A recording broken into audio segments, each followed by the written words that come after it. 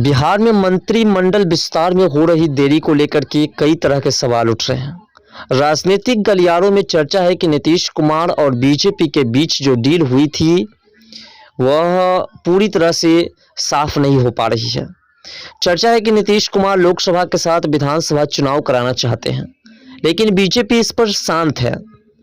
तो आखिर क्या है वैसा? क्या नीतीश कुमार जो चाहते हैं लोकसभा और विधानसभा चुनाव एक साथ हो बिहार में, तो बीजेपी आखिर ऐसा क्यों नहीं करने देना चाहती है? या फिर नीतीश कुमार ऐसा करके कुछ नया खेल करना चाहती है? इस बात को समझने का प्रयास करेंगे। और साथ साथ जो चर्चाएं हो रही है कि नीतीश कुमार की पार्टी को तोड़ने की कोशिश की गई थी, इस पर भी चर्चा करेंगे। बिहार की राजनीतिक फिल वक्त बहुत उलझी हुई है। खासकर एनडीए की राजनीति की बात करें तो महागठबंधन के भीतर तमाम दल सहज नहीं है। जनता दल यूनाइटेड की बात करें तो उनके मुताबिक राजनीति को रास्ता नहीं मिल पा रही है। जदयू की इस असहजता को लेकर के चर्चा यह है कि जदयू और भाजपा के मिलन का एक शर्त यह भी था कि लोकसभा और विधानसभा चुनाव एक साथ हो, लेकिन अब इस पर कई तरह की आस लग रही है। जदयू के तीसरे नंबर पर होने से जो परेशानियां हो रही है, इस पर भी नीतीश कुमार कई तरह की चर्चाएं कर रहे हैं। राजनीतिक गलियारों में इस बात को लेकर के अक्सर चर्चा होती है रही है कि राज्य के मुख्यमंत्री नीतीश कुमार को पहले नंबर की पार्टी से तीसरे नंबर की पार्टी बनने की कशक तो थी। यह अलग बात थी कि तीसरे नंबर की पार्टी रहने पर भी बीजेपी ने उन्हें सीएम के रूप में प्रोजेक्ट किया, पर यह कहीं उपकार करने जैसा लगा। राजनीतिक गलियारों में भी बीजेपी के इस बड़प्पन की चर्चा हुई, पर जदयू के भीतर इस बात का मलाल था कि इस तीसरे नंबर की पार्टी बनाने की वजह भी अप्रत्यक्ष रूप से भाजपा ही थी। तर्क यह दिया जा रहा है कि मोदी के हनुमान चिराग पासवान ने जदयू की लंका में आग लगाई। यह बात तब और भी मुखर हुई कि जब जदयू ने भाजपा से नाता तोड़ करके राजद के साथ महागठबंधन की सरकार बनाई। तब जदयू की तरफ से यहां तक कि मुख्यमंत्री नीतीश कुमार ने यह आरोप लगाया कि भाजपा जदयू को तोड़ना चाहती थी। इस कार्य हेतु आरसीपी जो है लगे हुए थे और इस पर कई तरह के प्रश्न उठे।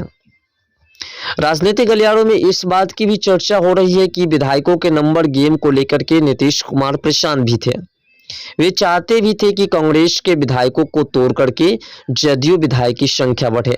इस कार्य के लिए कहा जाता था कि नीतीश कुमार ने अशोक चौधरी को यह जिम्मेदारी दी गई, पर वह इस बार असफल रहे। ज्ञात हो कि अशोक चौधरी ने विधान परिषद में कांग्रेस की उपस्थिति को शून्य कर दिया था। तब चारों विधान पार्षद जदयू के साथ हो गए थे। अब बात करें तीसरे नंबर की पार्टी का दंश जदयू को महागठबंधन में भी झेलना पड़ा और विधायकों की कम संख्या को लेकर के लोचा तब सामने आया जब लोकसभा सीट शेयरिंग पर बात होने लगी।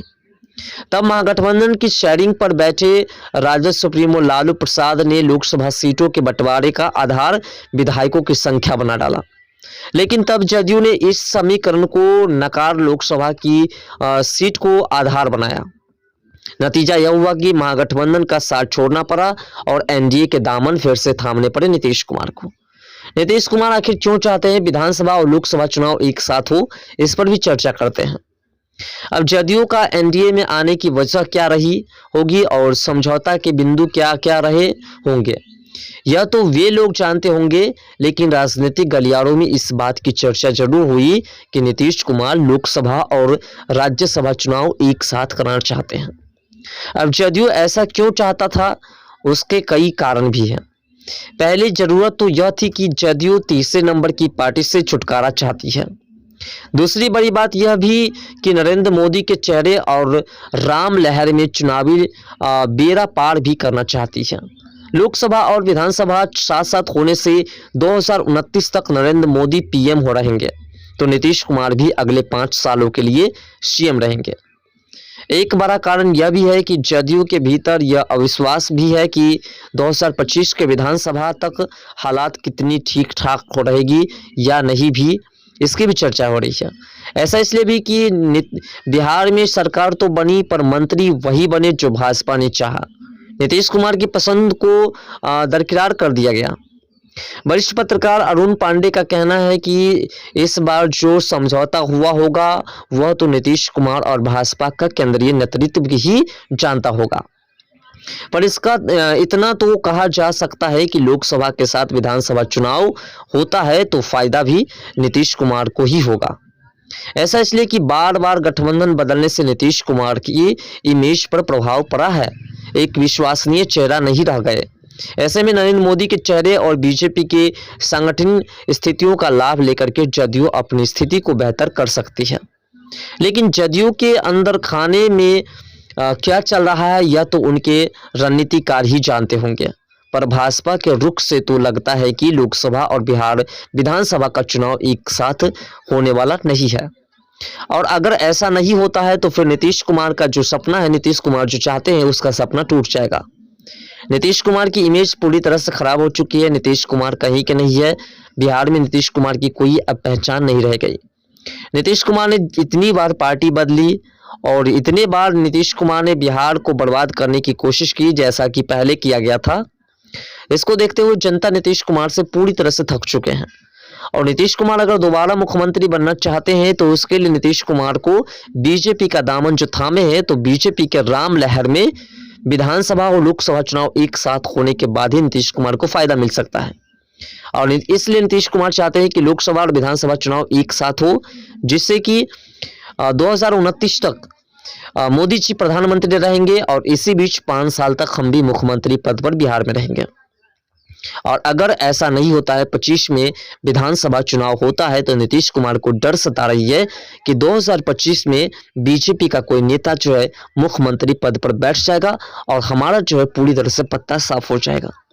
और इसलिए नीतीश कुमार जो है कुछ अकंफर्टेबल फील कर रहे हैं कि बीजेपी में उसे कुछ जो है जैसा मन नहीं लगना, वैसे वाली बातें इसलिए हो रही है क्योंकि नीतीश कुमार चाहते हैं कि विधानसभा और लोकसभा चुनाव एक साथ हो। और अगर ऐसा होता है तो फिर नीतीश कुमार को मुख्यमंत्री बनने का जो सपना है एक बार और 5 साल गुजारने का, वह पूरा हो जाएगा। क्योंकि राम का लहर और सांसद मोदी जी का चेहरा, ये दोनों चीज नीतीश कुमार को एक्स्ट्रा बेनिफिट दिलाने वाली है। और इसीलिए नीतीश कुमार इतने आशा लगाए हुए हैं और इसीलिए नीतीश कुमार बार बार चाहते हैं कि हम किसी भी तरीके से विधानसभा और लोकसभा चुनाव एक साथ बिहार में कराएं। और साथ साथ नीतीश कुमार जो तीसरे नंबर की पार्टी की चर्चाएं हो रही है, तीसरे नंबर की पार्टी है, इसको लेकर के भी नीतीश कुमार जो है कई तरह के प्रश्न उठा रहे हैं, जिससे कि हमारी पार्टी जो है कुछ आगे की ओर बढ़े। फिलहाल नीतीश कुमार किसी भी तरीके से विधानसभा और लोकसभा चुनाव को एक साथ कराने की कोशिश में लगे हुए हैं और अगर ऐसा नहीं होता है तो फिर नीतीश कुमार को टेंशन ज्यादा बढ़ सकती है उनकी, और इसलिए नीतीश कुमार बार बार रिक्वेस्ट कर रहे हैं। नीतीश कुमार महागठबंधन के साथ फिर वापस लौट नहीं सकती है क्योंकि बीजेपी ने उसके सारे के सारे रास्ते को बंद कर दिए हैं वापस लौटने के। तो इसलिए यह आशा लगाई जा रही है कि किसी भी तरीके से नीतीश कुमार अब इसी में रहेंगे। अब देखने वाली बात है कि विधानसभा और लोकसभा चुनाव एक साथ हो पाते हैं या नहीं। आपको क्या लगता है? अपना राय कमेंट सेक्शन में जरूर दीजिएगा।